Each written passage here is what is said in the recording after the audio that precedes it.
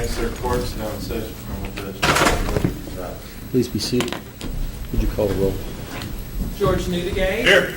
Irene Clark. Here. Rhonda Sullivan. Here. Edie Davis. Here. Jessica Sanders. Here. Rita Hamilton. Here. Judy Hines. Here. James Moose. Here. Terrence Breckenridge. Here. Herschel Cooper. Here. Amanda Maynard. Here. Nicole George. Here.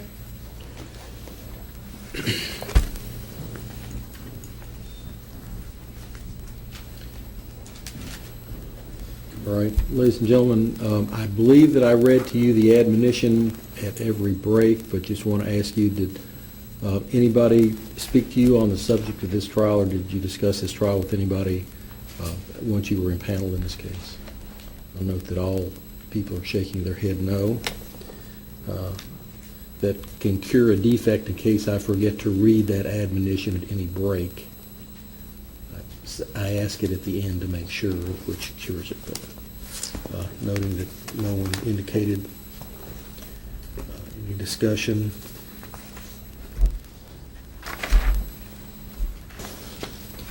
First, some general instructions. The law applicable to the case is contained in the instructions that I will read to you, and it's your duty to follow those instructions. It is your duty to determine the facts of the case and to determine those facts from the evidence and the reasonable inferences arising from such evidence, and in so doing you're not to indulge in guesswork or speculation.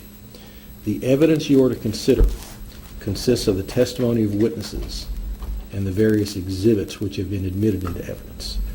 The admission of evidence in court is governed by the rules of law, which are designed to ensure fairness to the parties. Attorneys for the parties do not only have the right but also the duty to object to evidence or questions which do not conform to the rules. The attorneys have been heard on the objections, and it's been my responsibility to rule consistent with the law. You must not draw any inference or speculate because of objections made by the attorneys or decisions made by the court. Opening statements and closing arguments are not evidence, and you shall not consider them as such. You must not be influenced in any degree by any personal feelings of sympathy for or prejudice against the parties, for they are entitled to your fair and impartial consideration. It is the special duty of the jurors to scrutinize and weigh the testimony of the witnesses and to determine the effect of the evidence as a whole. You are the sole judges of the credibility of the several witnesses and the weight to be given to their testimony. In determining such weight and credit, you should, as to the several witnesses, consider their interest or lack of interest in the result of this trial, their conduct and demeanor on the witness stand, their bias and prejudice, if any has been shown, the clearness or lack of clearness of their recollection, their opportunity for observing, and the reasonableness of the testimony given. You should take into consideration also all other facts and circumstances appearing during the trial, which either tend to support or discredit the testimony of the witness, and then give to the testimony of each witness such weight and credit as you believe it is fairly entitled to receive. If during the course of the trial I have said or done anything which suggests to you that I am inclined to favor the claim or cause of either of the parties, do not allow yourself to be influenced by any such suggestion or perception. Instruction number 1, presumption of innocence. The law presumes a defendant to be innocent of a crime, and the indictment shall not be considered as evidence or as having any weight against him. You shall find the defendant not guilty unless you are satisfied from the evidence alone and beyond a reasonable doubt that he is guilty. If upon the whole case you have a reasonable doubt that he is guilty, you shall find him not guilty. Instruction number 2, right to remain silent. A defendant is not compelled to testify, and the fact that the defendant did not testify in this case cannot be used as an inference of guilt and should not prejudice him in any way. Instruction number 3, definitions. Sell means to dispose of a controlled substance to another person for payment or other consideration. Possession means to have actual physical possession or otherwise to exercise actual dominion or control over a tangible object. Complicity means that a person is guilty of an offense committed by another person when, with the intention of promoting or facilitating the commission of the offense, he solicits, commands, or engages in a conspiracy with such other person to commit the offense, or aids, counsels, or attempts to aid such person in planning or committing the offense. Facilitation means that a person is guilty of criminal facilitation when acting with knowledge that another person is committing or intends to commit a crime. He engages in conduct which knowingly provides such person with means or opportunity for the commission of the crime, and which in fact aids such person to commit the crime.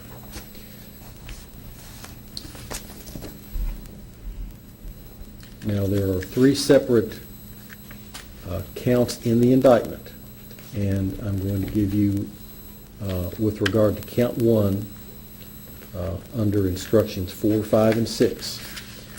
First-degree trafficking in a controlled substance, under instruction number 4, you will find the defendant guilty of first-degree trafficking in a controlled substance under this instruction if, and only if, you believe from the evidence beyond a reasonable doubt all of the following. A, that in this county, on or about June the 9th, 2008, and before the finding of the indictment herein, he sold a quantity of oxycodone to Corey Watson, and B, that he knew the substance being sold was oxycodone. Count 1, instruction number 5, complicity to first-degree trafficking in a controlled substance.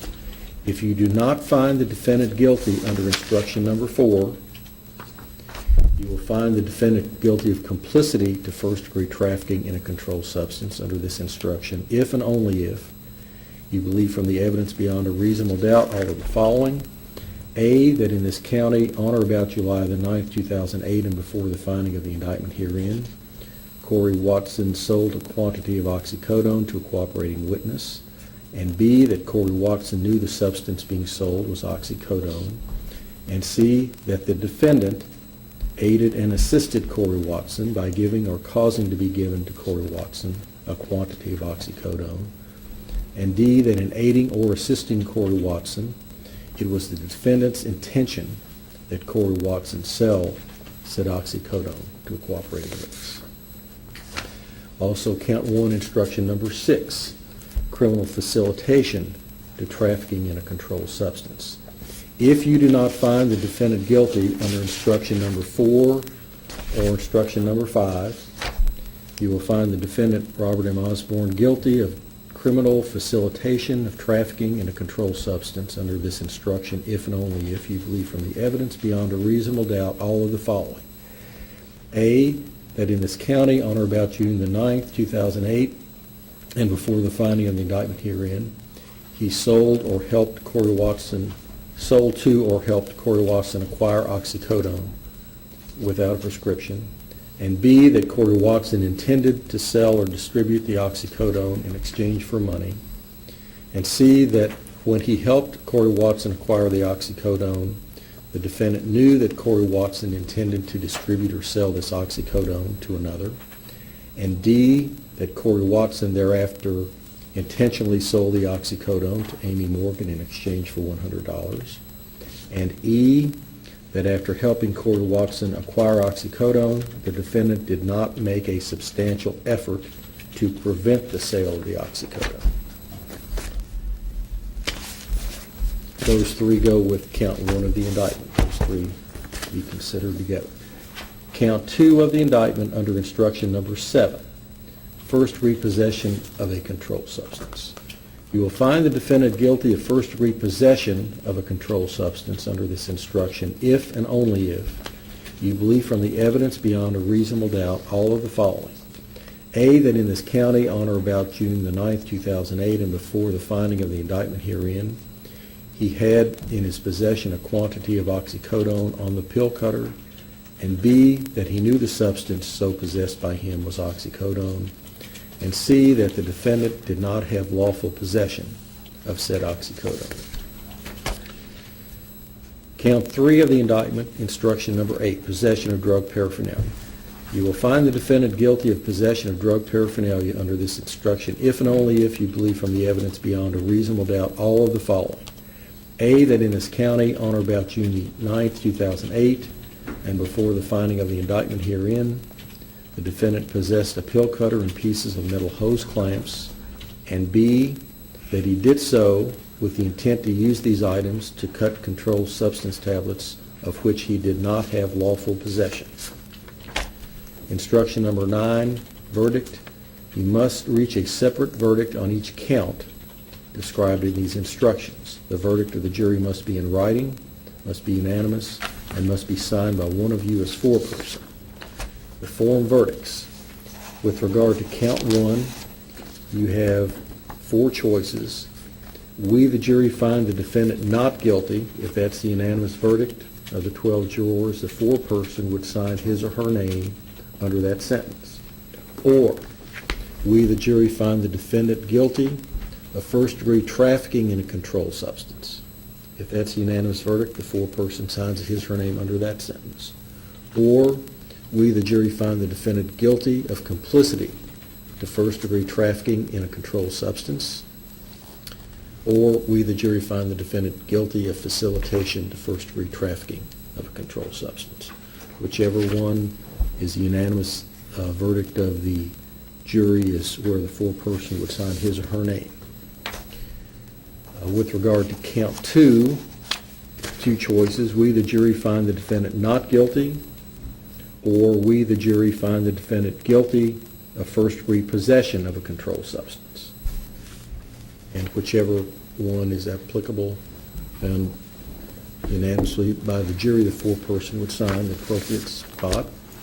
Form verdict as to count 3, 2 choices. We, the jury, find the defendant not guilty, or we, the jury, find the defendant guilty of possession of drug paraphernalia. And the foreperson would sign his or her name in the appropriate line with regard to that count.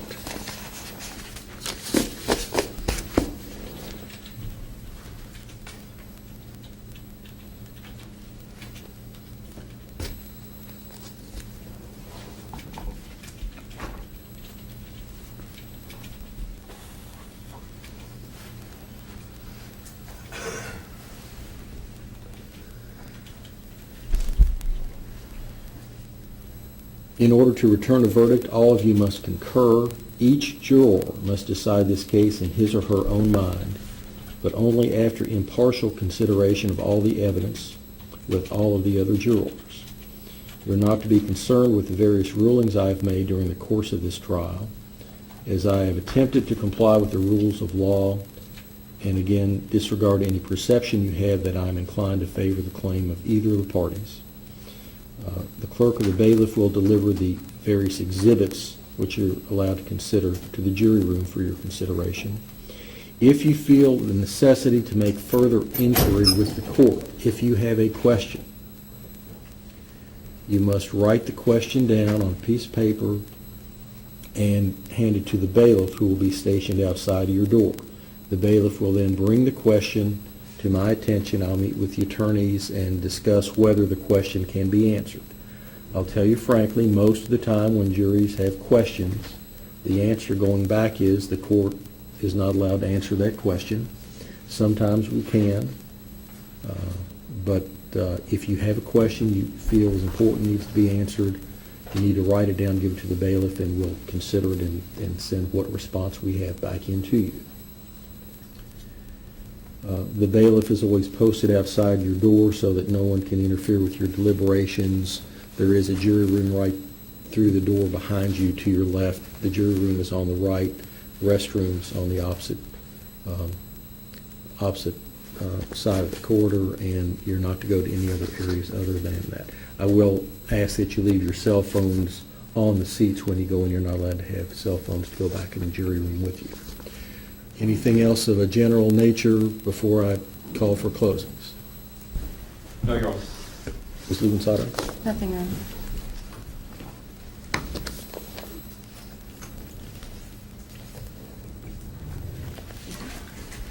May it please the court?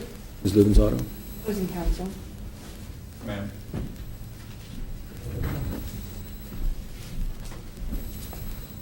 Ladies and gentlemen of the jury, first I want to thank you for your patience. I know at times it became probably a little uncomfortable with some of the going back and forth.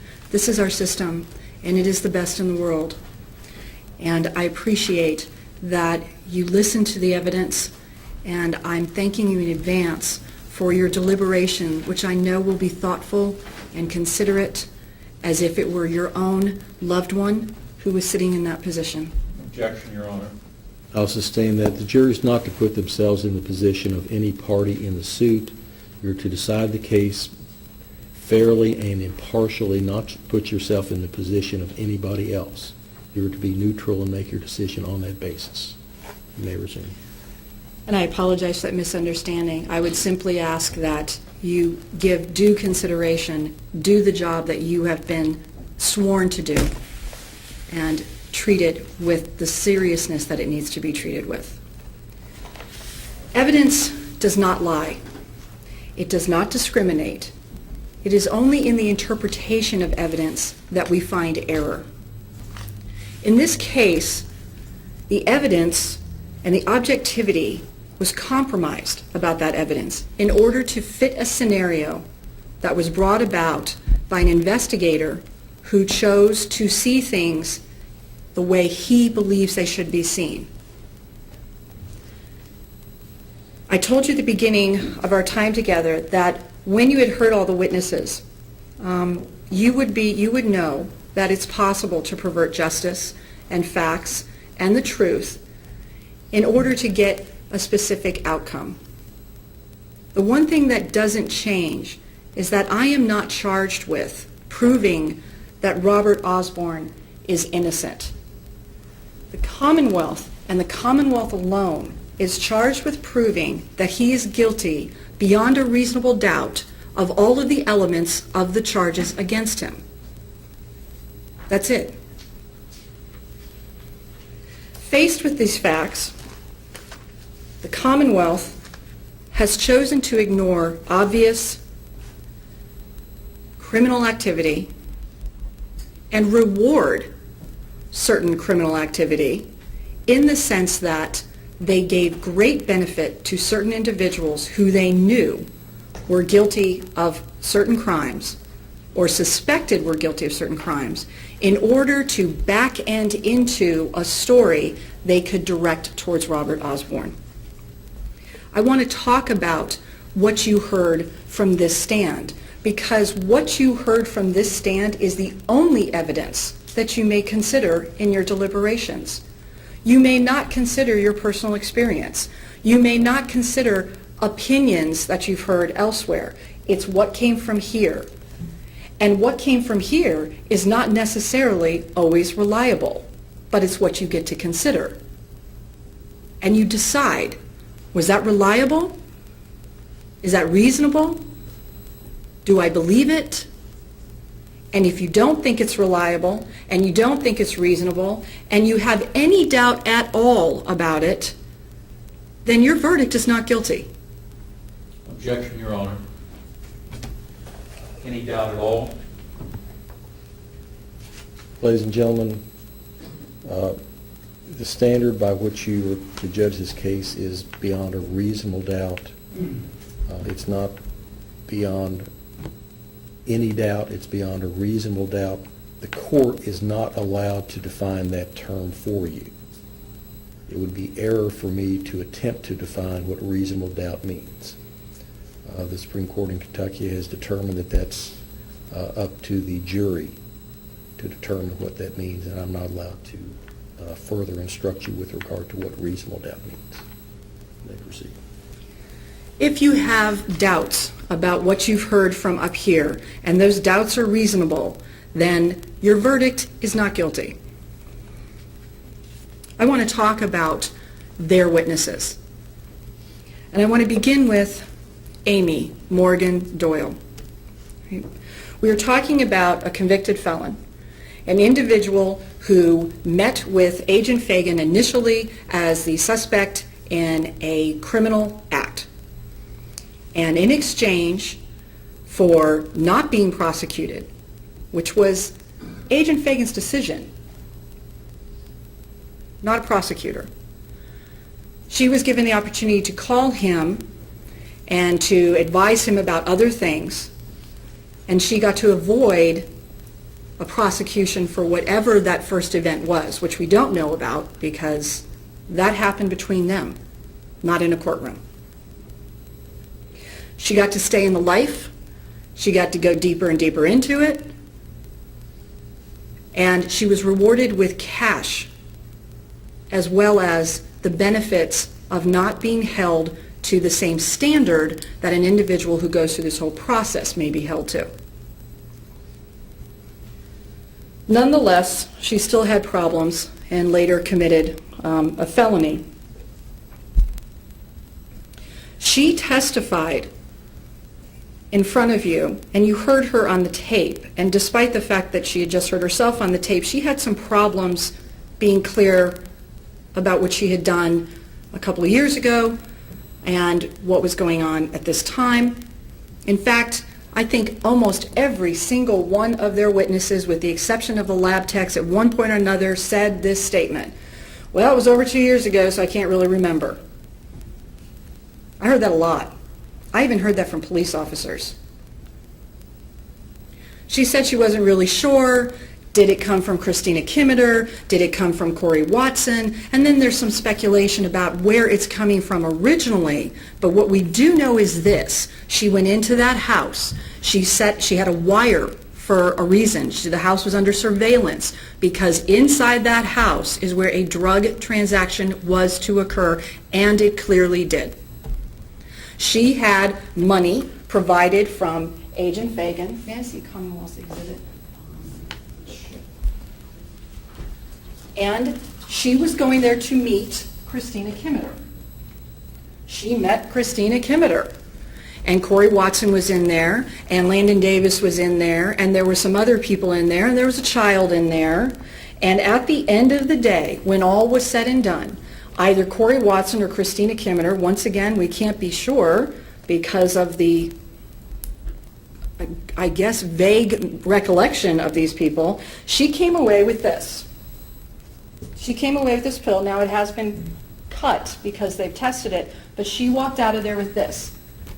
Once again, this is not the same as the residue found on the pill cutter inside the vehicle that Robert Osborne was driving. This is different. So she left with this pill. She says she paid $100. She said she only got one pill. Agent Fagan said that he searched her to the best of his ability.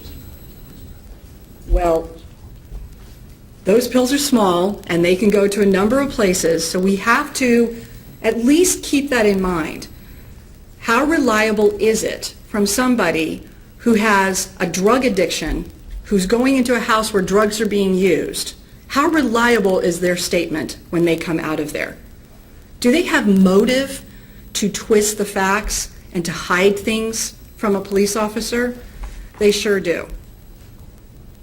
I would also argue that when she came out of there, at that point, Agent Fagan had seen this nice, shiny truck, and his game change occurred. And he really didn't need to spend a lot of time with her. He needed to just get going on that. His target, and he has testified to this, was that residence, Christina Kimmeter, Corey Watson, using a confidential informant, and then his target became something else. Amy never had contact with Robert Osborne on that day. She didn't go into his vehicle. She didn't go outside and speak to him. She didn't observe anything to do with that. She stayed inside where the party was going on, and that's what she knows. And she's not even clear on that. Here's a fact that seems to have been twisted to some degree. Christina Kimmeter, based on, if we're going to believe what Amy said right after she left there, Christina Kimmeter sold drugs to Amy Doyle. That pill, we know that for a fact according to Amy. She has been arrested and charged with originally trafficking based on the investigation that Agent Fagan put together. He wired somebody up. He put the house under surveillance. He watched this progress, and he listened to a phone conversation. She did do that.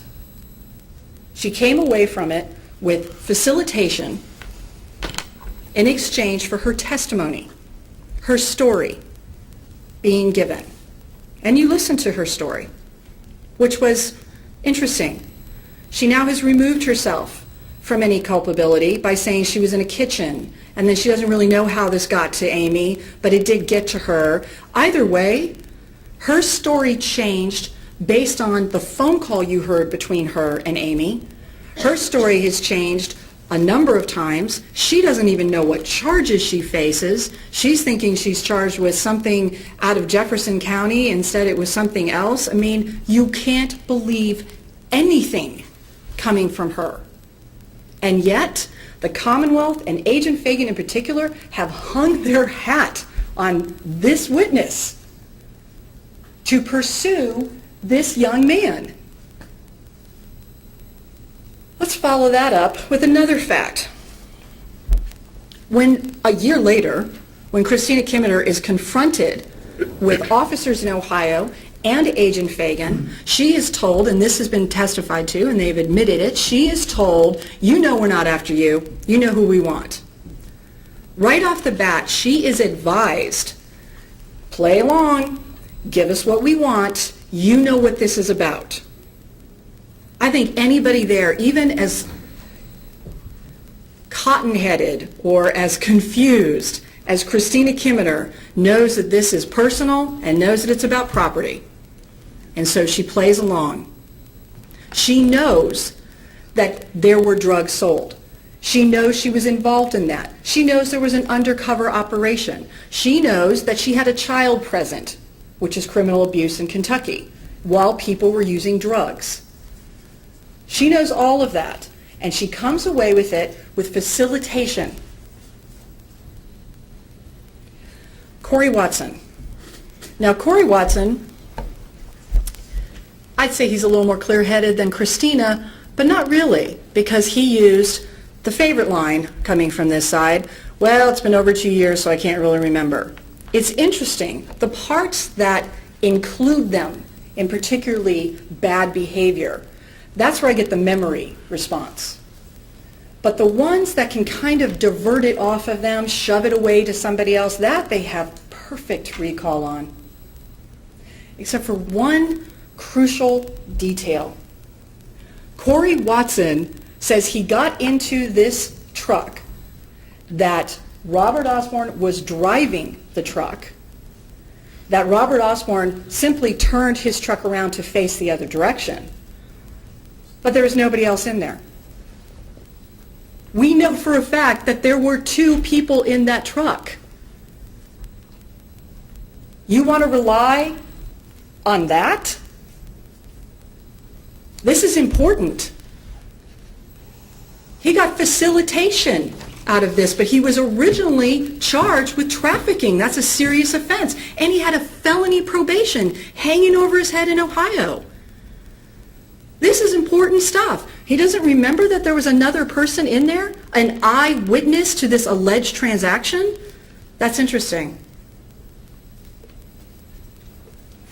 But he too, like everybody else except for the lab techs, made the comment, oh, it's been over 2 years. I can't really remember. That says what I'm telling you is unreliable. My memory's sketchy. It was over 2 years ago. It's not important to me anymore. It's unreliable.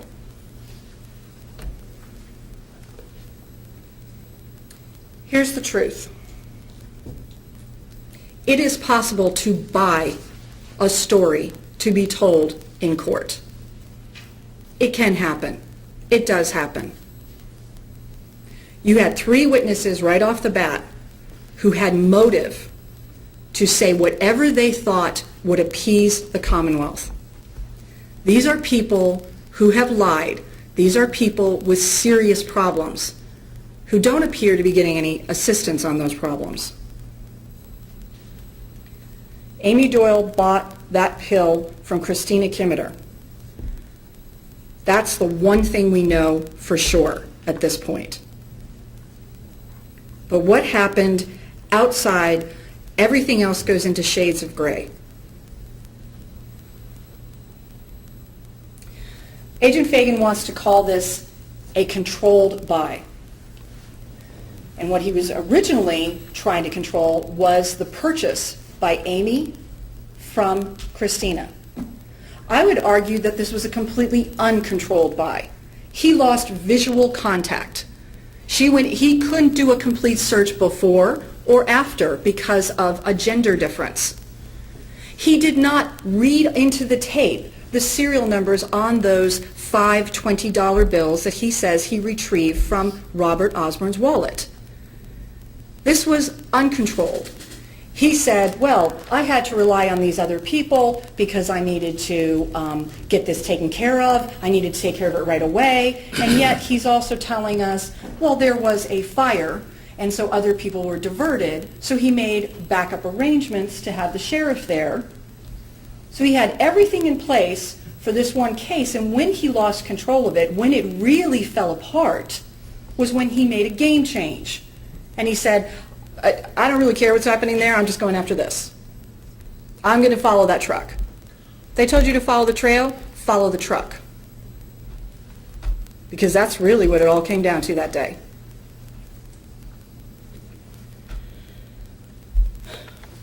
There is no tape of what occurred inside this truck on that day. There is no taped statement by Corey Watson, because the audio tape failed when they needed to speak to the eyewitness to the transaction that has brought us here today. They are saying it happened, and you have to believe it because Agent Fagan says, well, that's what it was. That's not how it works.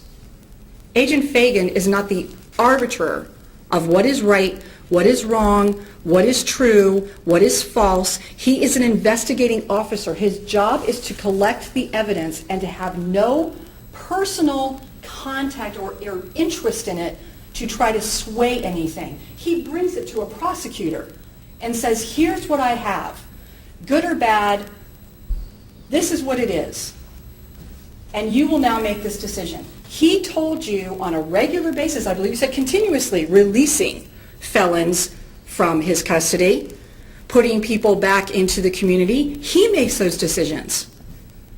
He's cut out the middleman, which in this case, unfortunately, can be a prosecutor, a judge, and a jury. So he decided that day clearly what was more important. What was more important? The truck.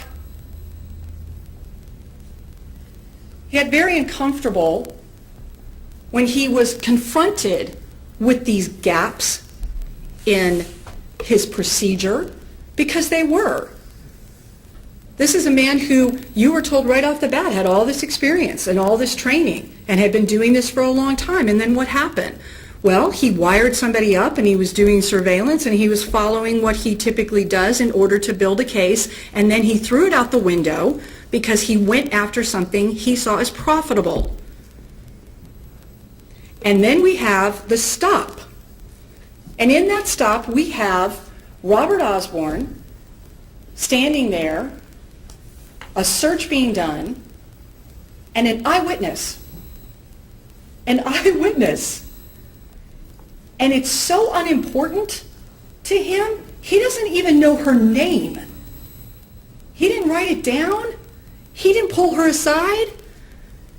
He made it clear he decided with his spidey sense or something that a drug transaction had taken place in that truck. And he wanted that stopped. He told Sheriff Boggs he wanted it stopped. He gave a description of the truck. He wanted it stopped. He said he couldn't see anybody in there. And first he told you he couldn't see anybody in there because the windows were tinted. Well, we now know that wasn't true. He dropped the ball on it because it didn't matter to him. He was going to figure it out. He was going to do what he needed to do to make the case later. He would worry about the details at another time.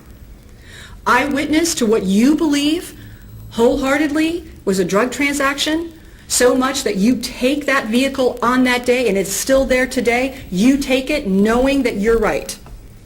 But you don't want the eyewitness's name or statement. You don't try to use leverage with her.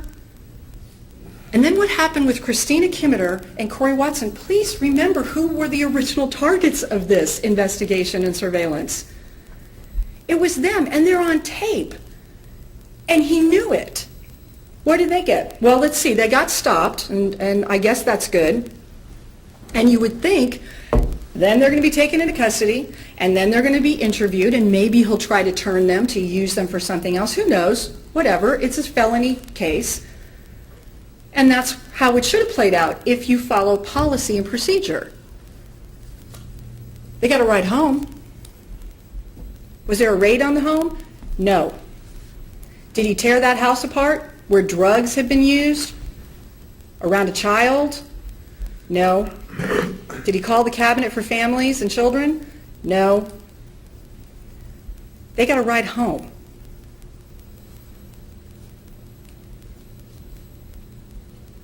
Wouldn't you want to present your prosecutor with all the evidence? Isn't that ideal? That's what he said. He admitted that's what investigators do. That's their job. But he didn't. And now he wants you to believe, well, he didn't really have to be thorough because he's saying that Robert Osborne confessed to him, conveniently out of earshot of every other person there.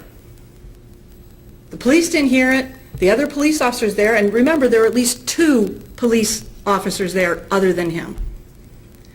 There's no tape recording of it. Police cars have recorders. That's common knowledge at this point. Nothing. He was Mirandized, and then, just to him, without anyone else hearing it, we're supposed to believe that he made this confession. There's nothing to support that. But it does fit the story that he had to back end in here. Absolutely. You got to come up with some reason why you didn't even bother to have a conversation with Angel. You got to come up with some reason why you are letting known drug traffickers go with their child back to the place where they did the trafficking. And you're not going to do any follow-up on that.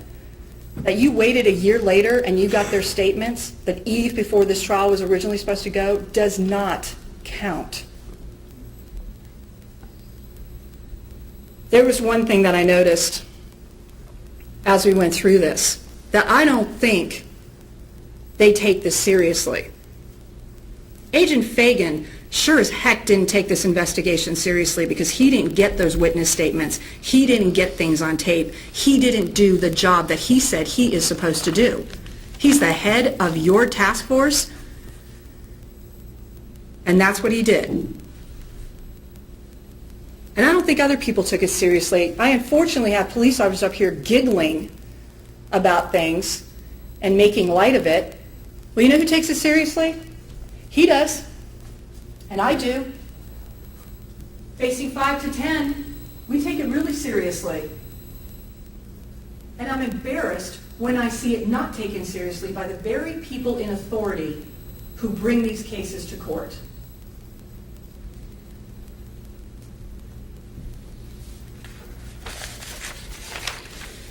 Let's talk about justice. It isn't justice when the police look the other way on a clear case that they've built evidence on, that they've taken time and money and effort to build against people, Christina Kimmeter and Corey Watson. It isn't justice when they focus on someone they want to be guilty, that they can get something from, that they think is a better catch, and then they drop the ball in the investigation. That isn't justice. Justice isn't about acquiring property. It's about enforcing the law.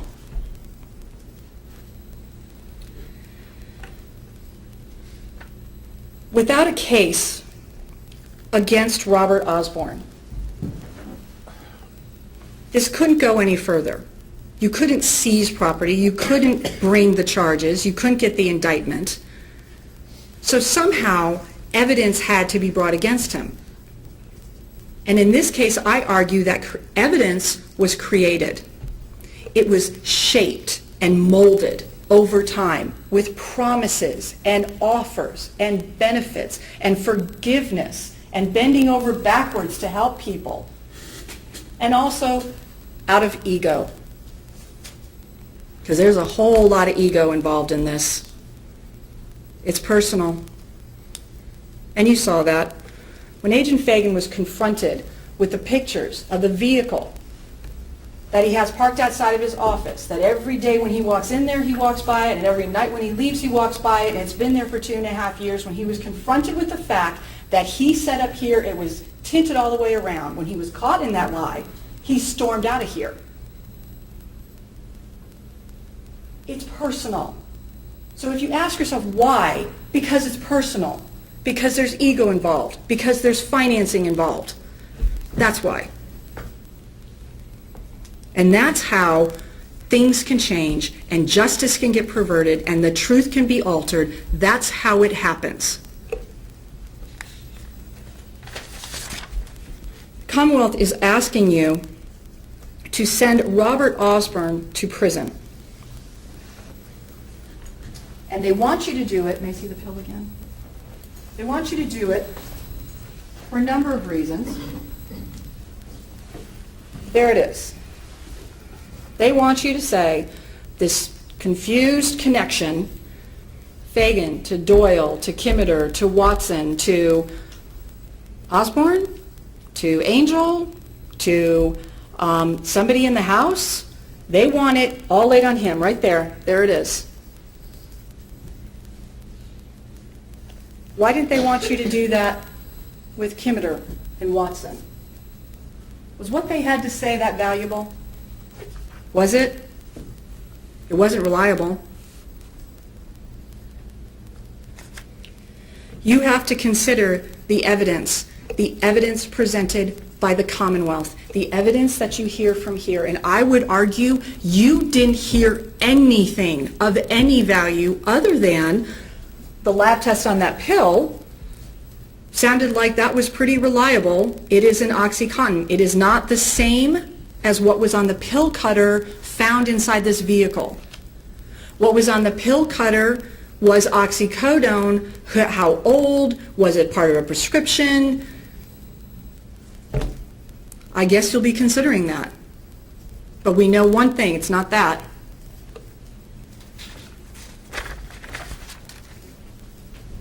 It simply is not reasonable to believe that Christina Kimeter or Corey Watson were non-players in this case, other than manipulated by Robert Osborne. You heard what they had to say. You know that they're not believable, and I sincerely hope you take that into consideration. I want to talk about the other individual who would have been an eyewitness to anything that happened inside that truck at that time, and that's Angel, the former girlfriend of Robert Osborne. She's in there. Robert Osborne is driving. He's in the truck. It's moving. He turns it around, so he's driving. He's at the wheel. And it makes you wonder, if there was any transaction at all, are we saying that it had to be him, or could it have been somebody else? We're never going to know exactly 100% because he didn't bother to follow up with any kind of investigation on that.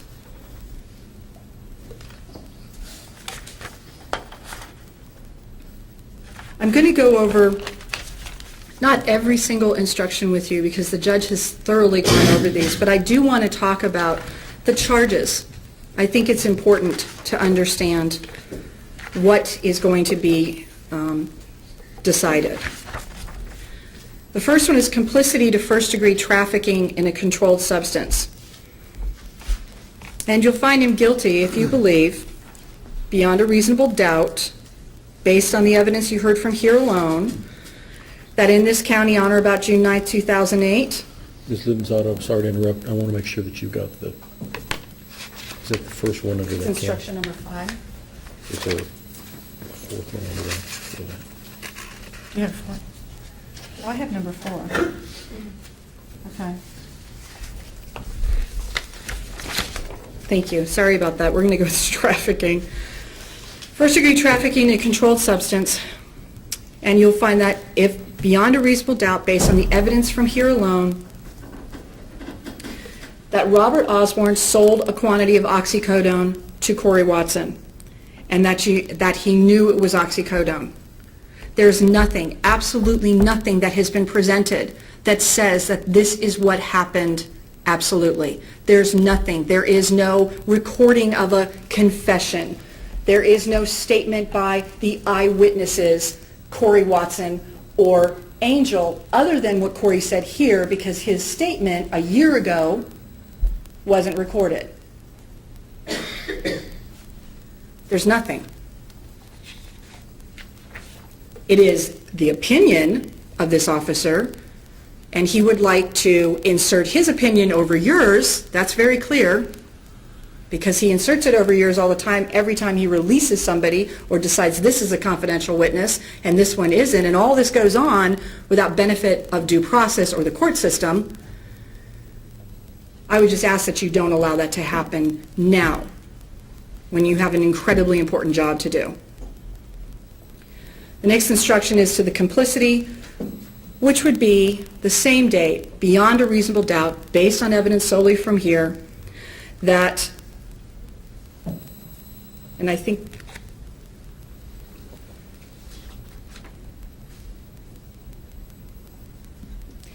just one second, Your Honor, may we approach? Right.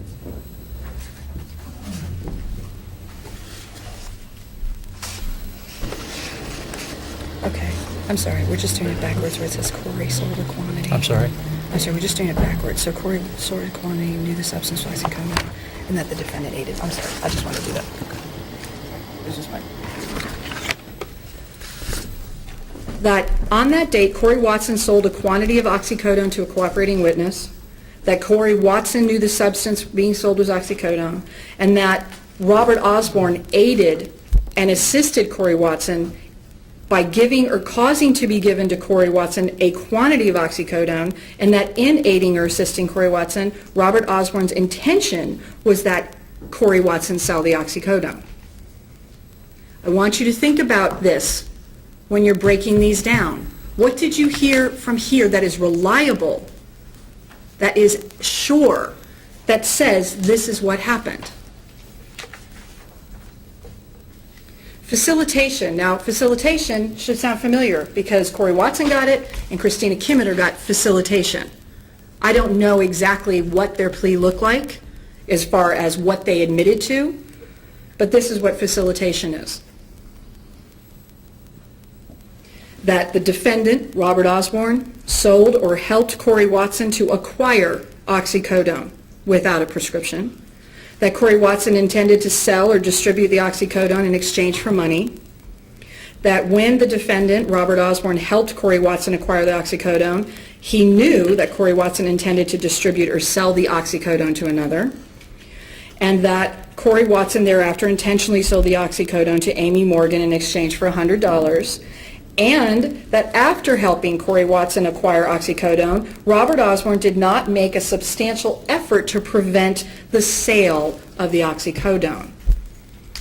So in this case, what I would argue to you is if you believe, and I don't think that there was evidence to support it, but if you believe there was some sort of transaction that occurred in that vehicle, then maybe it was somebody else who provided Corey Watson with an oxycodone, if you believe that's what happened.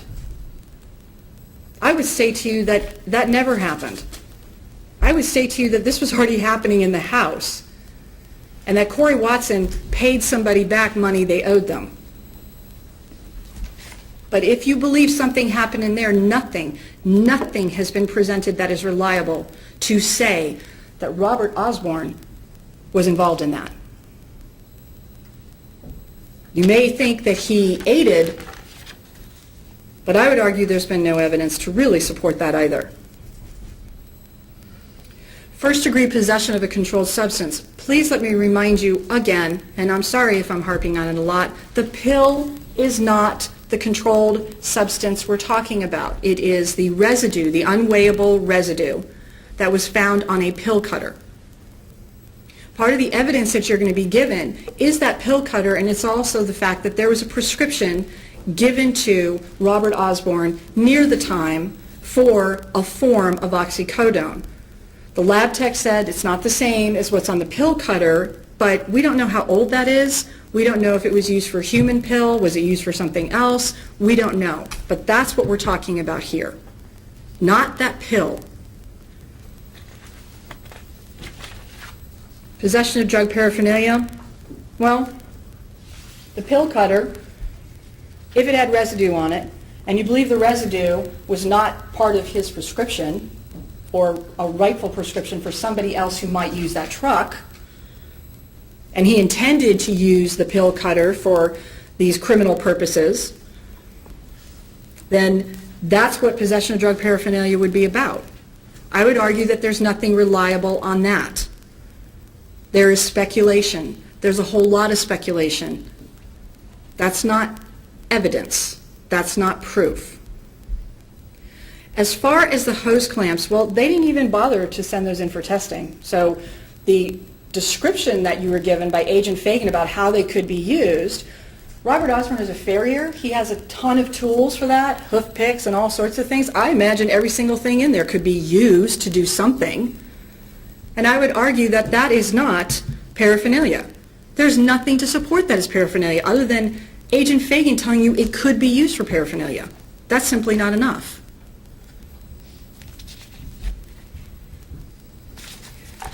I want to leave you with these thoughts. When you deliberate, you are not sheep. This is difficult and it's challenging, and I am asking you to hold the police accountable. And that can be uncomfortable at times, but that's your job. Because this is what it hinges on, investigations and evidence. This is what it all comes down to.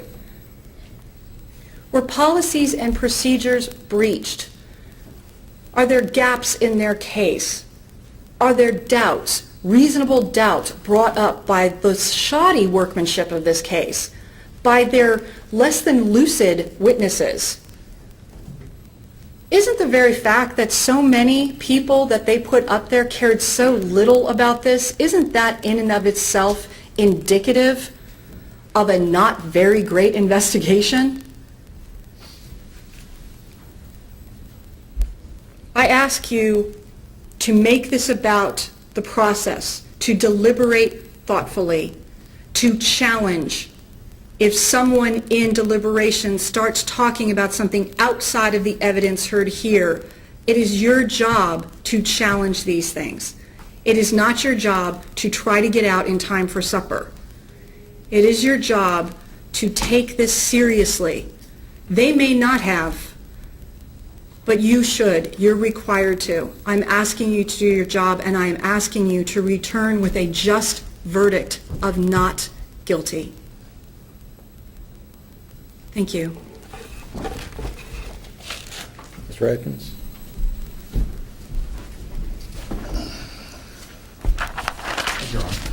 Before we do this, I'm going to stand up and stretch, and you all might want to do the same thing. I don't know.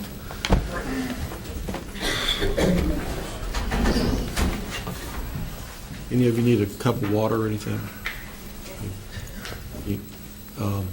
Any of you need a break? Okay. If anyone needs water, just raise your hand and bring some in.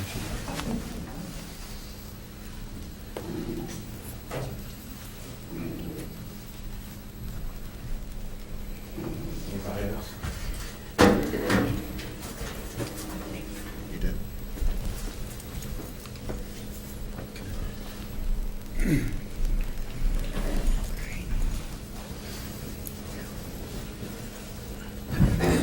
I don't mean to make you all stand up. If you want to, you can, but.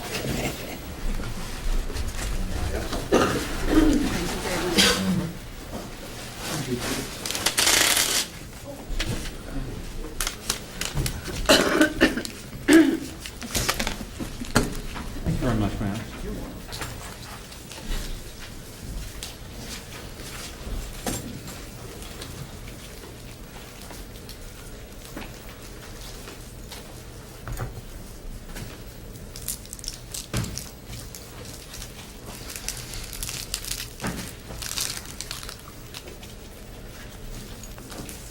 Thank you, Your Honor.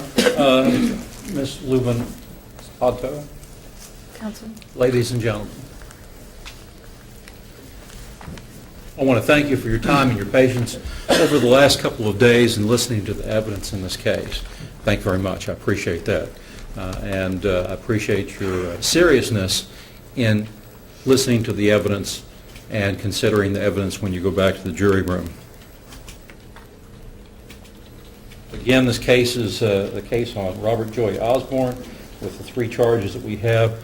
And I want to start talking about the witnesses, as did defense counsel. And I guess before I start with the witnesses, based upon what she said during the closing argument, basically she is essentially saying that the only credibility of any of the witnesses of the Commonwealth is the people from the lab. That's it. That nobody else has any credibility, that everybody else is lying about her client. And I submit to you that that's not the case.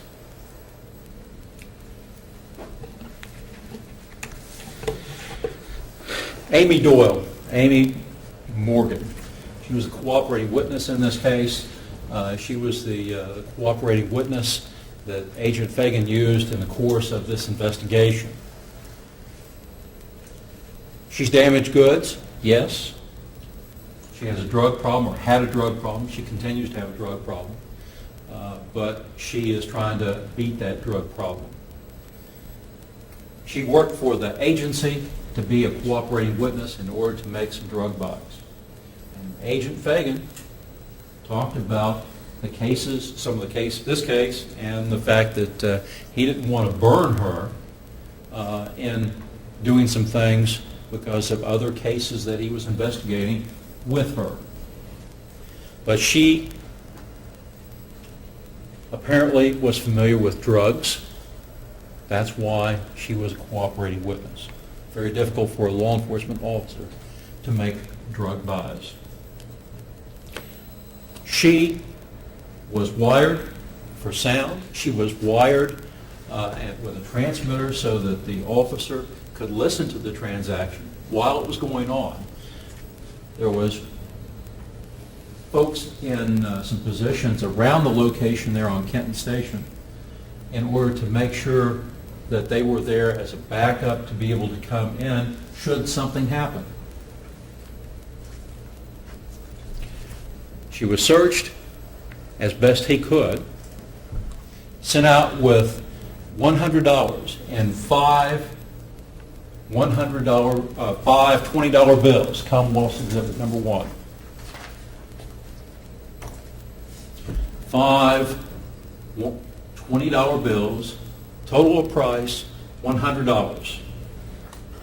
He identified on this document when he recorded it, when he made a photocopy of it, before the drug transaction occurred. Sent her on her way. And before he sent her on her way with this, they received a phone call from Miss Kimmeter, basically concerned because she wasn't there. And the concern was, if you're not here when he comes, when Joey comes, you heard it on the recorder, when Joey comes, he won't stop. You got to be here when Joey comes. Joey being Joey Osborne. Objection, when we approach. Right?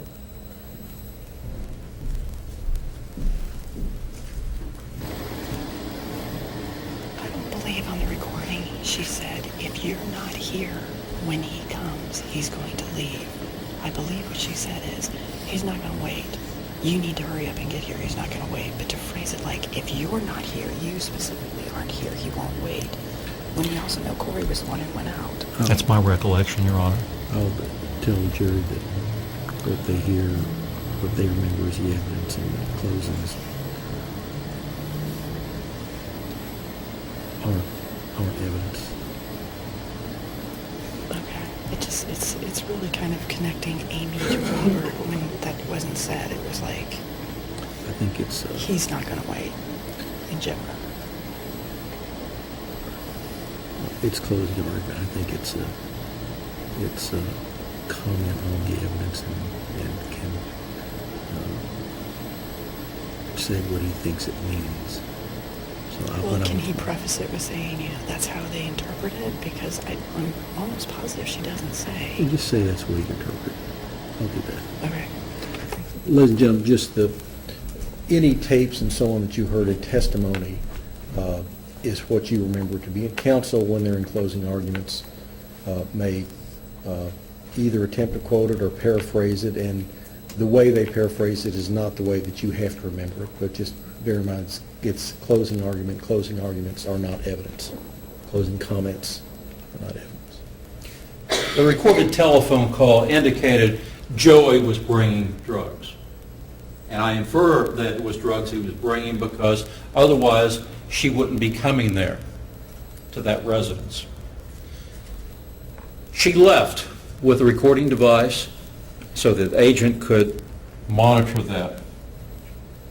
And while she was there, it was whiling away time, various chit-chat going on at that residence, the Kemeter-Watson residence.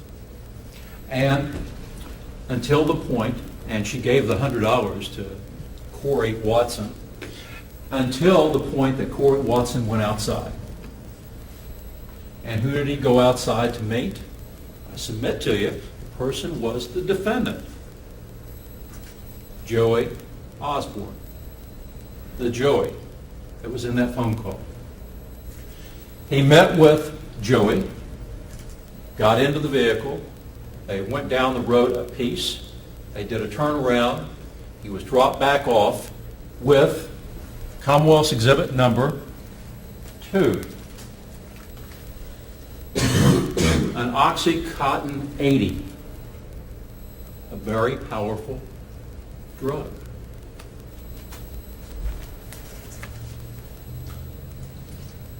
And Corey Watson told you that. He went back inside, and according to his testimony, he gave that Oxycontin 80 to Amy, who was there to make that purchase. Joey Osborne came to that location here in Maysville for the purpose of delivering an Oxycontin tablet so that it could be given, sold, to either Corey Watson under the theory that that was drug trafficking, or to Amy under the theory of complicity to trafficking in first degree.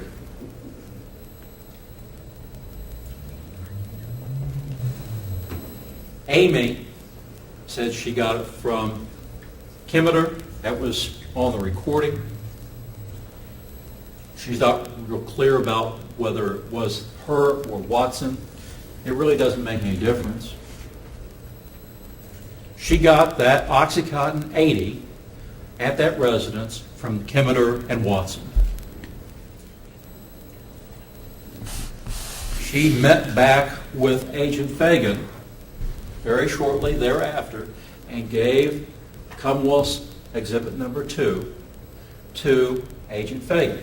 She no longer had the $100. Agent Fagan testified to you that an Oxycontin 80 sells anywhere from $80,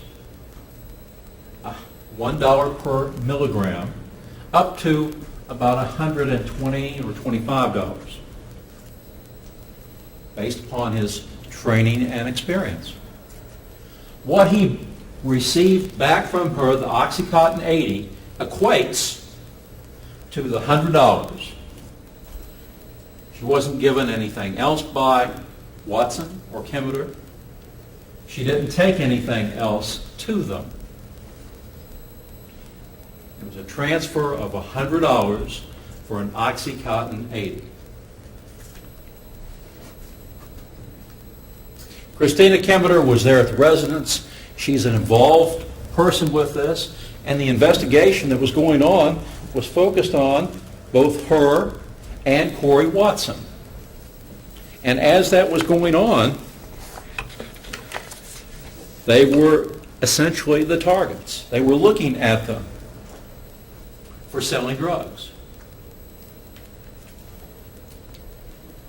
And Agent Fagan told you that they typically do not make arrests or things to tip these folks off until they've completed an investigation with a particular cooperating witness. And that's why nothing was done with these two, Kimeter and Watson, until the indictment warrant was served on them. And it wasn't served on them until much later because they'd moved out of state and they had to be located. But they were the focus of the investigation. Granted, Agent Fagan was aware or believed that someone was bringing an Oxycontin 80 to that location. Somebody was making a delivery to them. Being able to prove that in a court of law is very difficult without other things to back that up. And we'll get to that in just a bit. In the course of this, but during the course of the investigation, they, Kimeter and Watson, after they were arrested on the indictment, we obtained information from them, information that was obtained during the course of this investigation that you've heard testimony about. We made a deal with them, and the deal was a misdemeanor charge of facilitation.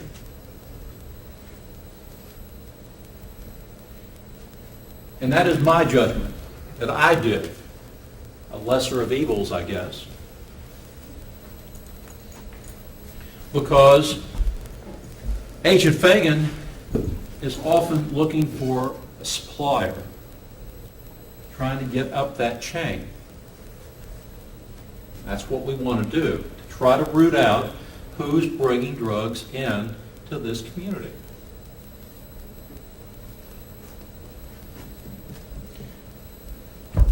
And during the course of the investigation, Agent Fagan discovered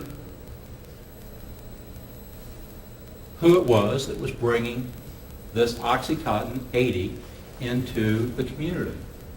That being Joey Osborne. And after he got that Oxycontin 80, he ended up going to the scene of the location where he had asked law enforcement, Deputy Hull and the sheriff, to try to make a traffic stop, to try to identify who exactly was driving that vehicle. He understood it to be Joey Osborne. He didn't know what Joey Osborne looked like. He had no information about what he looked like. So he didn't know for certain, and he really couldn't tell from the location he was, a considerable distance away, over by the candy kitchen, and looking at this vehicle as it came by or went the one way or the other, with the tint that was on the back window and those back portion of the windows on the pickup truck. He was able to observe some things at a distance, but he wasn't able to observe who it was, or even if it was a male or female there, who was operating the vehicle, who was in the vehicle. That's why he asked for an assistance by law enforcement to try to identify who it was. Deputy Hull made a traffic stop for speeding. The sheriff arrived, asked for consent to search. Mr. Osborne consented to the search of the vehicle. The sheriff located what appeared to be a pill cutter in the console he had notified Agent Fagan of after his arrival. Agent Fagan collected that. He collected a hose clamp that was in the vehicle. He collected a hose clamp portion that was in the defendant's billfold. And inside the billfold, he found 5 $20 bills that matched the 5 $20 bills used in the drug buy. And you see an image of them in Commonwealth's Exhibit Number 1. Probably, I submit to you, it's probably less than an hour, probably less than 30 minutes from when the drug transaction occurred.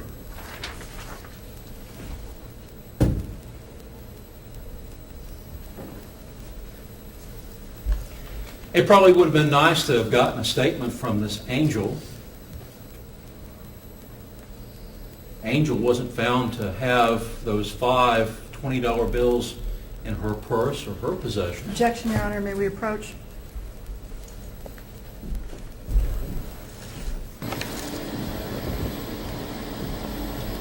Well, the officer specifically said she was not searched. So he's talking about it. This is not brought into evidence. And he needs to remind them that they said she wasn't searched. They said it was found in his wallet, didn't they? In Yes. his wallet, he just said this money wasn't found in her purse, implying that there was a search of her purse when they specifically did not search her. Oh, no.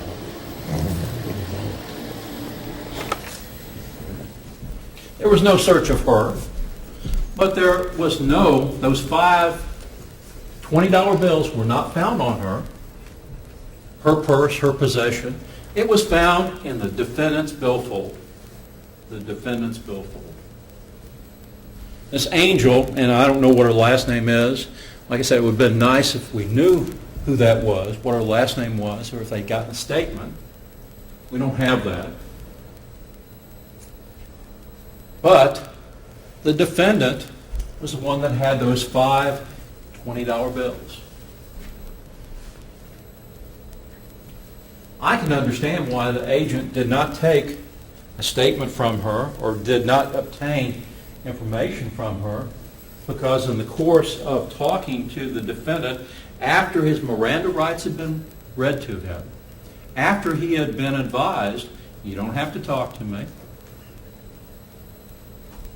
he admitted to coming into town to visit a friend, Corey, that he admitted to bringing a pill, a tablet, to him, that he admitted to receiving $100 money from Corey. The same thing that you've heard here. The same thing that you heard from Corey Watson.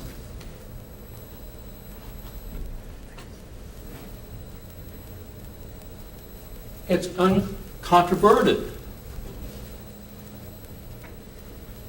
The defense attorney has argued and tried to infer that Agent Fagan is lying, that Corey Watson is lying about this, everybody is lying about this.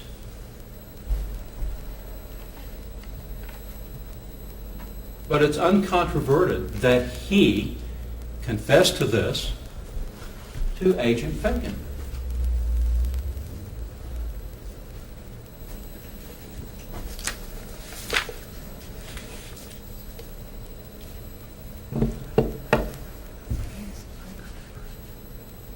Talk about Larry Boggs. Larry Boggs is a supervisor at the Kentucky State Police Eastern Crime Lab. He testified to you about doing a review of the work that was done by Jody Bailey. He testified to you that in reviewing her work, that Commonwealth's Exhibit Number 2 tested positive for oxycodone, a controlled substance. He also testified to you that in reviewing the work that she did on the pill cutter and looking at those documents, that it was positive for oxycodone, a Schedule II controlled substance. He couldn't testify to you about the quality of her work as far as the procedures, things of that sort, but with the scientific analysis that they do, the protocols that they used, he didn't find any irregularities. She left the employment of the Kentucky State Police. We asked that these things be retested because she was not available. Matt Cross retested Commonwealth's Exhibit Number 2, the tablet, the Oxycontin 80, and found it to be oxycodone, a Schedule II controlled substance. He went back through the vials that you'll see in the evidence, Commonwealth's Exhibit Number 3, where the pill cutter is, and retested the sample that was in the vial from the wash that was done, original wash that was done, and found that it contained oxycodone, a Schedule II controlled substance. We had an exhibit, Commonwealth's Exhibit Number 9, which was from a local pharmacy that showed that the defendant a few days before had received a prescription for oxycodone. I think it was APAC or APAP, whatever that is, and it's on that document.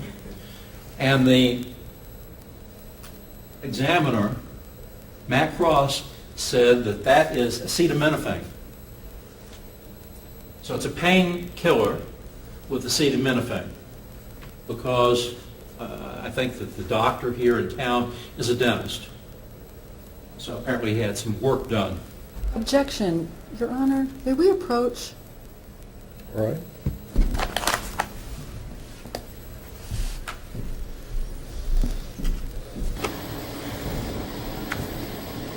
The doctor can testify. He's speculating as to why he was given the drug. In addition to that, I take issue with him saying his statement to Fagan is uncontroverted. I believe he's on a thin line in suggesting that because Mr. Osborne didn't take the stand to contradict that since he's the only other person involved. He's right on that line of saying, you didn't hear it from him. All right, we're going to second. Don't step over the line and making suggestions. Yes, Your Honor. And he hasn't. I agree, I'm watching to see if he steps over that, but he hasn't yet. With regard to Dr. Adams, what did you object to? I'm sorry, I'm objecting. Sit He's your saying, phone. I guess the doctor in town's a dentist and he gave it to him because he had some dental work. What? When did that come in? I mean, that was never brought into trial. That was, I think he talked to him and got that, but that's not what it was for. I mean, he has a prescription for it. And I assume you're trying to explain to them that the prescription was not the pill, and you're going to say not what was on the pill cutter. But either way, where did we get the dental work and the doctor? Where did that come from? It seemed like to me he'd be allowed to, if it shows on the report that it came from. But to say he got it for dental work? What?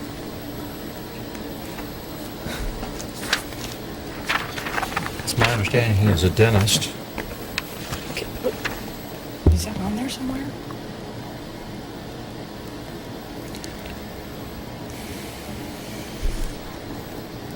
I don't see it on here. Never get commented on. He's saying, well, he got this for some dental work that he just had.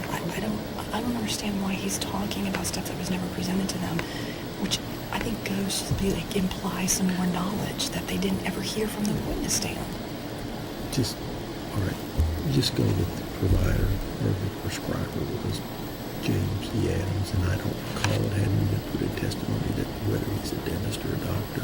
I thought he was a doctor, but I didn't. There was no testimony about I him being think a probably dentist. everybody in town knows he's a dentist because he advertises quite extensively on the radio. And he's right down the street on Right, 3rd but they Street can only here. consider But I what don't- comes from there. I don't remember it being said, but just correct me. Yes, Your Honor. Could I have something on the uncontroverted that is right on the line of he didn't deny it? He didn't say that. If he says that, I will, but He just. said it's uncontroverted. It isn't, was it not? By any testimony? Only because he didn't testify. Nobody testified. Fagan testified and said no one else heard it. It was between him and Joey. When he says uncontroverted, he's saying he didn't deny it. He didn't say that. I'm going to lie.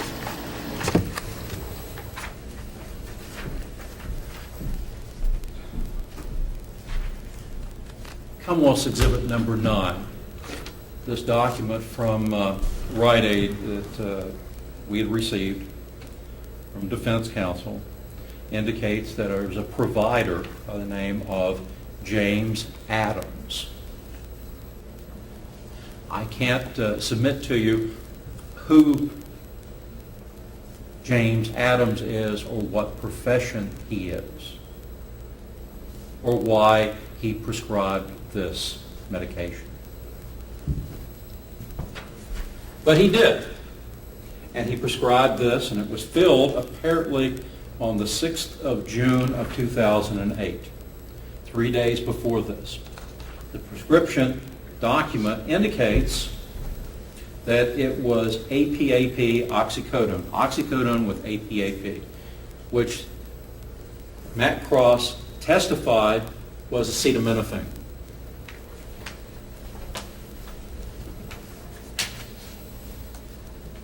Matt Cross testified to you that in doing the analysis on the pill cutter, that the residue of Oxycontin or oxycodone that was on the pill cutter did not contain acetaminophen.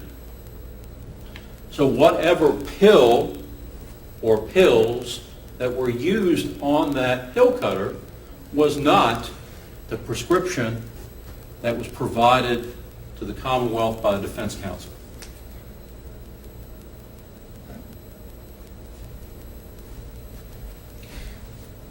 That's the only document that we have that identifies what was on that pill cutter. We have no other information for you that indicates that the defendant was prescribed Oxycontin or oxycodone from anybody else at any time.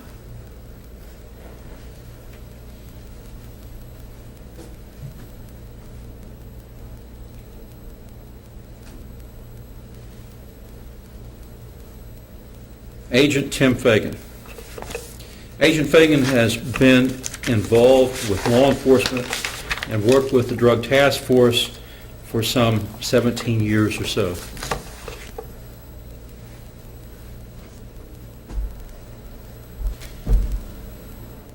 The defense counsel here wants you to disregard everything he says, that he's just making everything up.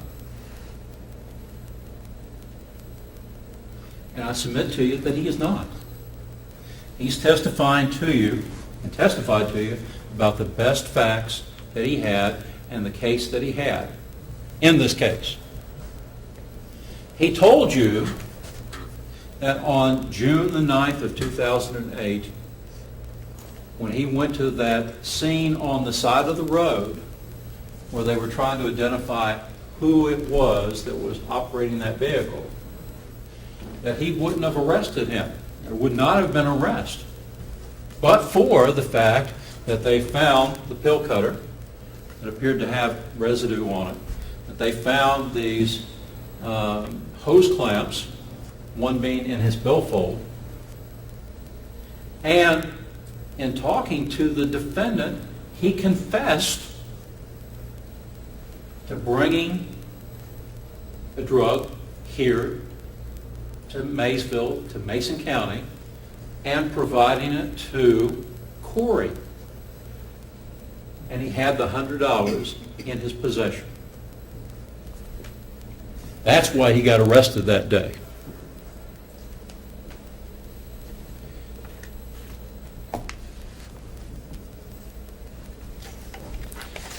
Let's talk about the instructions.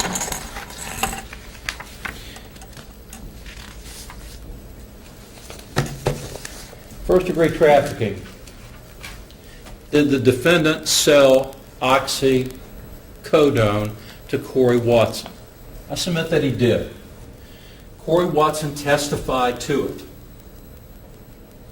that he got the Oxycontin 80 from the defendant, that he provided him with the $100 that he'd gotten from Amy. Did the defendant know OxyContin was being sold or oxycodone was being sold? Yeah. He knew it. He knew it. That's why he brought it. That's why he brought it.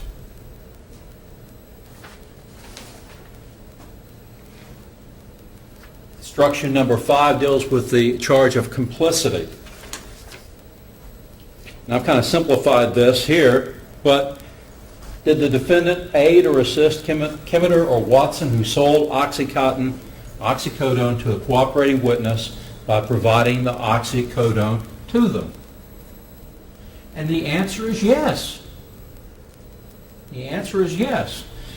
He specifically came to this location on Kenton Station Road in order to deliver an OxyContin 80 that he received $100 for.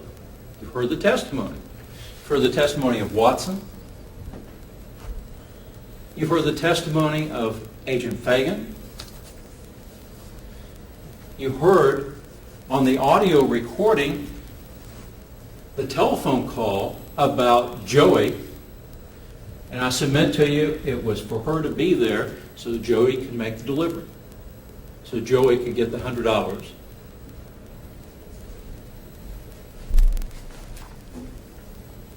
Did he know it was oxycodone? Sure.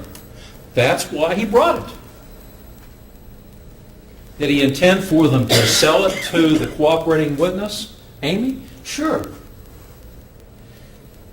That's why he received the $100. If he had not intended, he would not have delivered. We see delivery trucks on the road all the time. Walmart, Dollar Store, Kroger, all kinds of delivery trucks. Pepsi, beer trucks, whatever they may be. If they weren't delivering, those places wouldn't be selling. The defendant delivered an OxyContin 80. Otherwise, we wouldn't be here on Mr. Osborne's case.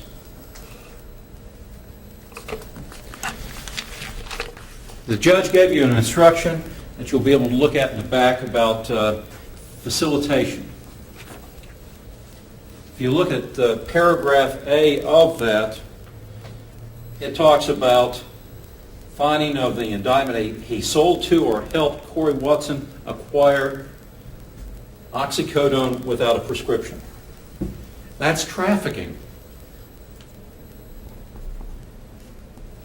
The next three paragraphs, B, C, and D, that Corey Watson intended to sell or distribute it in exchange for money, that he helped Corey Watson acquire it, that he knew that Corey Watson intended to distribute it or sell it to another person, and that Corey Watson thereafter intentionally sold the OxyContin or oxycodone to Amy Morgan in exchange for $100. That's complicity. That's complicity.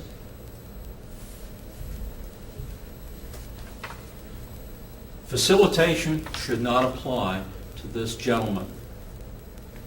And it should not, because he was the supplier of the drug that came here. He brought it. He brought it. Corey Watson and Amy Kimeter did not benefit from the sale of this. Corey Watson testified to you that basically he was trying to help two friends, trying to put them together, trying to help her get what she wanted, trying to help him by selling the product. There was nothing that they received.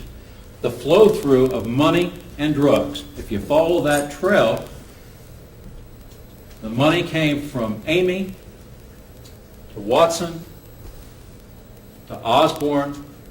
The drugs came from Osborne to Watson, Kimeter, to Amy. They received nothing.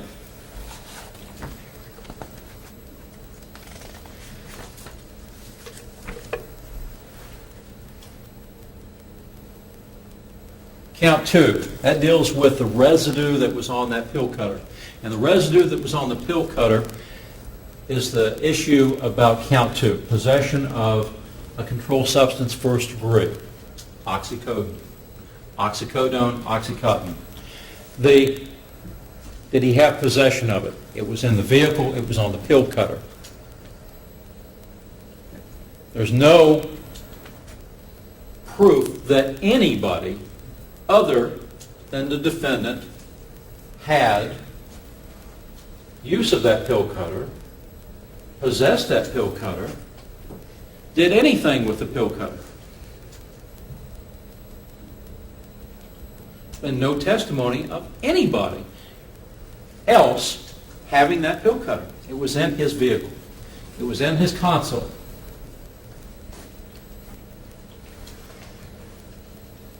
Did he know the substance was oxycodone? I submit to you that he did. Otherwise, he wouldn't have had the pill cutter there.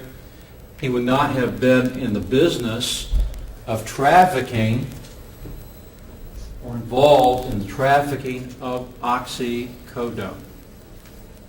And you can infer that from what you've heard as the evidence in this case. Did he lawfully possess oxycodone? And I submit to you that he did not. There has been no proof in any form or fashion that he lawfully possessed oxycodone other than what you find in Commonwealth's Exhibit Number 9, the prescription that was obtained via James Adams, whoever James Adams is, and the one that he obtained from James Adams contained acetaminophen. What was on the pill cutter did not contain acetaminophen. He did not have lawful possession of that. Count 3 deals with possession of drug paraphernalia. Did he have possession of the pill cutter and these hose clamps? Sure, he had those things. These things were in his vehicle. One of these hose clamps that was in Commonwealth's Exhibit Number 4, and you'll be able to look at these items, was in his billfold.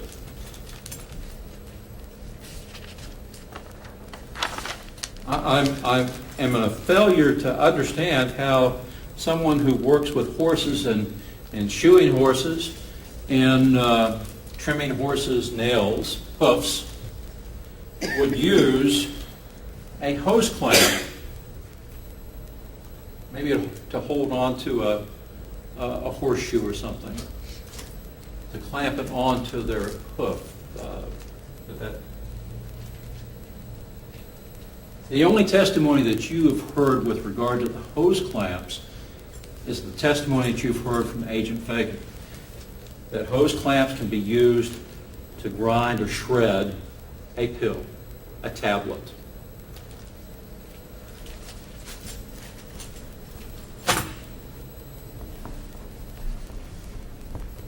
Did he intend to use these things in order to shred, cut, or whatever to a controlled substance? Sure. Did he have lawful possession of oxycodone? No. And again, I say no because what was on that pill cutter that was submitted to the lab was not oxycodone that contained acetaminophen.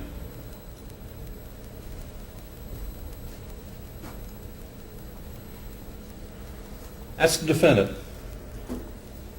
On the 9th of June of 2008, he was involved in this. Trafficking of drugs, possession of drug paraphernalia. You've heard the testimony of these witnesses that we've had. They've identified him in the course of their testimony. There was the delivery of money and drugs, money for drugs, drugs for money. We've got that. He confessed the defendant confessed to the trafficking of drugs. When you look at the timeline of the events, and this all occurred close in time to the afternoon. Amy going to the residence. Corey Watson going outside with the money to get the pill. Coming back in, giving it to Amy. Amy going to Agent Fagan. In the course of when the truck left the scene on Kenton Station Road, the police made a traffic stop on it. When the agent was finished with the cooperating witness and paid her, he went to the location. And when he went to the location, found the things that has been submitted to you in evidence, talked to the defendant admitted to these things. It's all close in time. There's nobody else to blame for his conduct but him, but the defendant. Defense counsel wants to blame all of the officers that were involved, wants to blame Corey Watson, wants to blame Kimmeter. She wants you to believe that nobody is telling the truth. And that's not the case. That is certainly not the case. You should use your common sense in the course of this. You don't give that up. And when you follow that money that went to the defendant, it went to the defendant. It was in his possession, that bond money. Ladies and gentlemen, when you look at the case and consider the case in the back in the jury room, and you read the instructions and go over the instructions, I suggest that you select a foreperson to help facilitate your discussion about the case, talk about the case. After you've discussed the case, what you think, take a vote. See where you're at. Objection, Your Honor. Telling them how to deliberate. Sorry. Approach.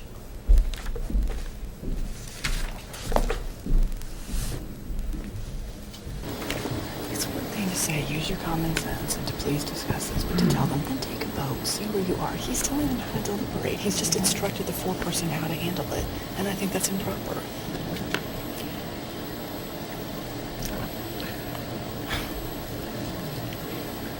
I can just tell them the method they deliberate is up to them.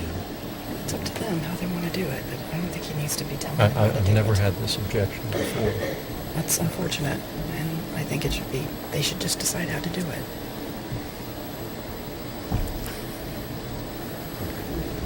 While we're up here, I've been reading these instructions. We went over these, I believe, and agreed. Is that correct? It wasn't on the record. We agreed. Is this the complicity? The complicity one I don't have a problem with. Okay. I know that what we did after lunch wasn't on the record, but I think we went over these and you did have an objection. But I've noticed, I think B needs to include that Corey Watson and the defendant knew the substance being sold was oxycodone. Probably to make it In complicity. 1 and 3, it does have that he knew the substance was oxycodone. But we had to rephrase it because of the other person Right. selling it here in complicity. And I think it needs to say that both Corey Watson and the defendant knew the substance. Yeah, for the And I complicity. would intend to do that. I can write it in here and instruct it and read that to them again. I don't have any objection to that, Your Honor. Or I can give you a chance to address it with the jury in closing if you want to, if that's... No, because I think it'll be self-explanatory. You'll find that. What I'll do then, I'm going to write this, change it to Corey Watson and the defendant the substance was being sold was oxycodone. You don't want to address the jury further on that. I'll let you if you want to. I think that's fine. I think they need to show that. But It's fine, Your Honor. I will tell them with regard to the objection.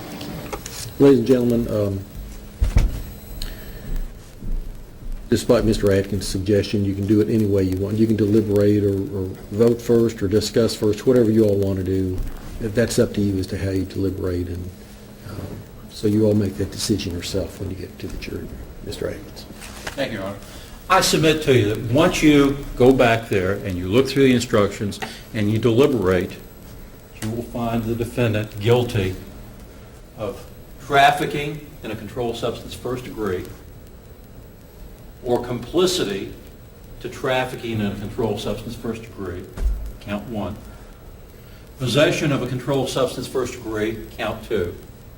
And guilty of possession of drug paraphernalia, which is count 3. And that's based upon the evidence that you've heard. Thank you for your time, your patience with us, and we'll let you do your job. Thank you. Ladies and gentlemen, I'm going to make one more correction. I don't know if I read this correctly or not. With regard to count 1 instructions 4, 5, and 6, all 3 of those do contain the requirement that the defendant knew the substance being sold was oxycodone. I believe when I read instruction number 5, it only said that Corey Watson knew the substance being sold was oxycodone, but an element also is that the defendant knew the substance being sold was oxycodone, and that is written off here. I may have neglected to read that before. This time, ladies and gentlemen, I will ask you that you leave your cell phones here. You'll be allowed again to take your notes into the jury room, but don't give any more weight to the notes than what other people's memories might be. Don't leave the area designated for the jury. If you have a question, again, you have to write that down and send it out. And if I can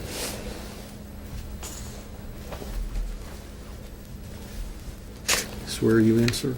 Do you swear and affirm that as bailiff in charge of the jury of the Mason County Circuit Court, you shall not allow any communications to be made to the jury under your charge, nor make any yourself, except to ask them if they have agreed upon their verdict, unless by order of the court? And do you further swear and affirm that you will not, before the verdict is rendered, communicate to any person the state of their deliberations of the verdict agreed upon? All right. All right.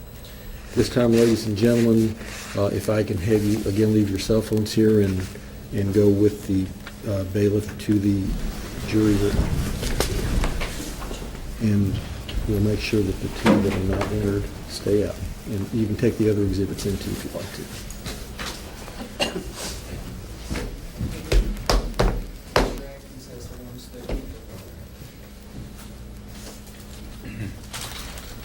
You have something?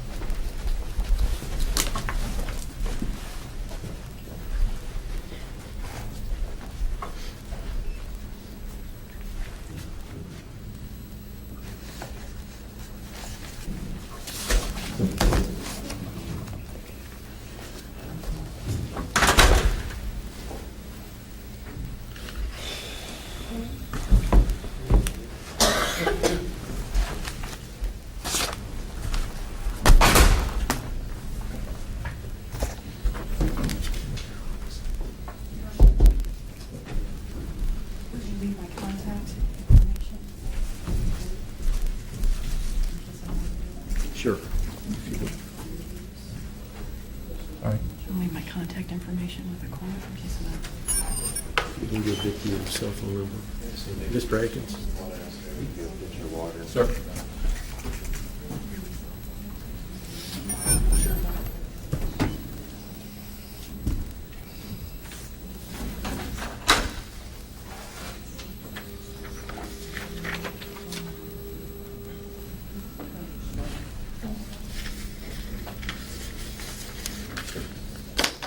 Ms. Lutentado,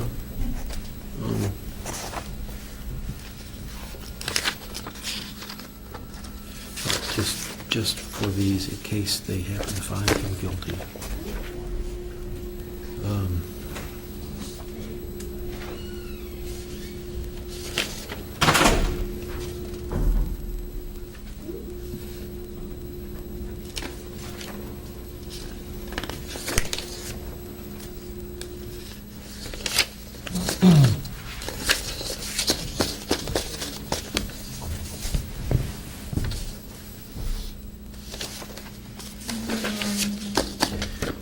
Look at those.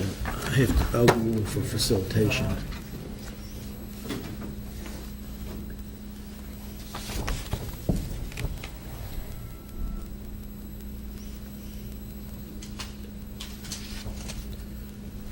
And facilitation is... As a misdemeanor.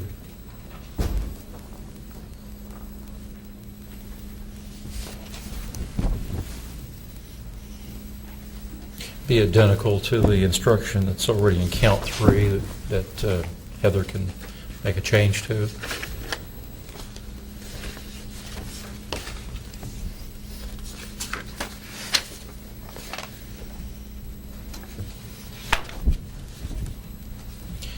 And it would be a concurrent or consecutive issue It depends. depending upon whether or not they found him guilty of both count 1 and count 2.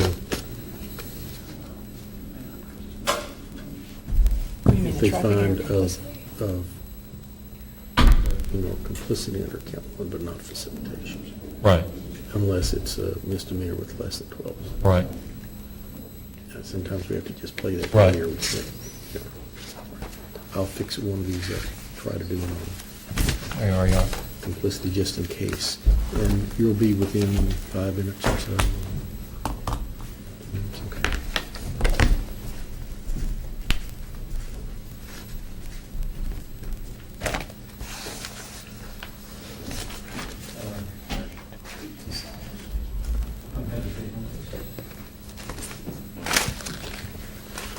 In case you want to know where I'm at. I figured that's where he's going. It doesn't matter. I say no. You can go off now.